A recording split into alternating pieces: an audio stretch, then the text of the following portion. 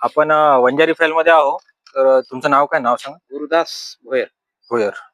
तर इथली मला तक्रार आलेली होती. त्या तक्रारी संदर्भात मी इथे आलेलो आहो.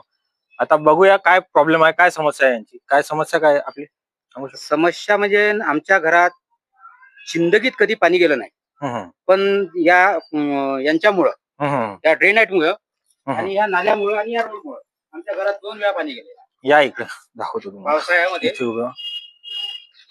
पावसाळ्यामध्ये 2 वेळा पाणी गेलं या नाल्यामुळं आणि या रोडमुळं.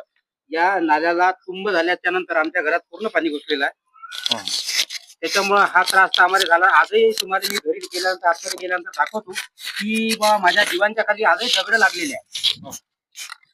लोक पावसाळा सुरू झाल्यानंतर लावून कदाचित, पण मी 12 महिने लावून ठेवतो, कारण हा नाला कधी तुंब होईल आणि कधी पाणी घुसून काही सांगता येत नाही.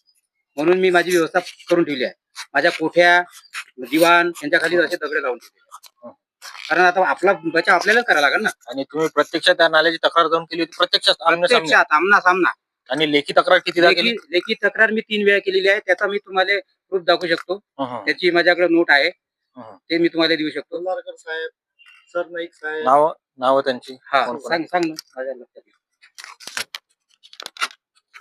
या आधी आपल्या इथं जे डोलारकर साहेब नगरपालिकेला शिवून गेले, म्हणजे ही जी व्यवस्था आहे ती मडावी मॅडम असताना पासूनची आहे. मडावी मॅडम स्वतः आल्या होत्या, स्वतः नाल्या पाहून गेला होता. त्यांनी साफ पण करायला सांगितलं होतं. त्यानंतर साफ केल्यानंतर मग डोलारकर साहेब आहे, सर नाईक साहेब आहे, आता जे आलेले आहे शुभम कॅतमवार साहेब, त्यांनाही सांगितलेलं आहे आम्ही. प्रत्येक वेळेस जे नवीन नवीन सीओ येतात प्रत्येक सीओ कडे आम्ही कंप्लेंट केलेली आहे.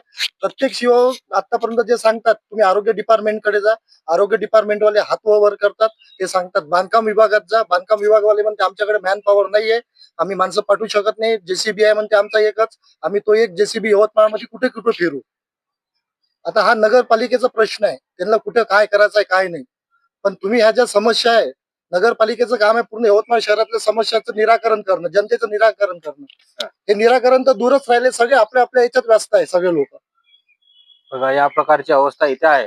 आपण यांच्या घराच्या मागचा नाला तुम्हाला दाखवला आहे. आता हा कितीतरी वर्षापासून असा खराब आहे, कितीतरी वर्षापासून जनतेला याचा त्रास होऊन राहिला आहे, तरी सुद्धा प्रशासन दखल घेत नाही आहे.